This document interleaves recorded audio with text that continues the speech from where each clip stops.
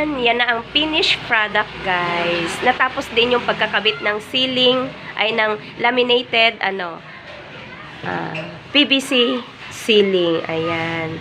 So, kahapon naglagay si Michael ng yung metal parings. Tapos, ngayon siya nagkabit ng itong mga panels na to. Itong PVC na to. So, ito yung ceiling namin dito sa terrace, guys. So, ayan, tapos na. So, pinakita ko rin sa video na to kung paano siya kinabit. Ayan. So, ganun lang yung pagkakabit, guys. Ganun lang kasimple, diba? Ayan, mukhang ang ganda niya, guys.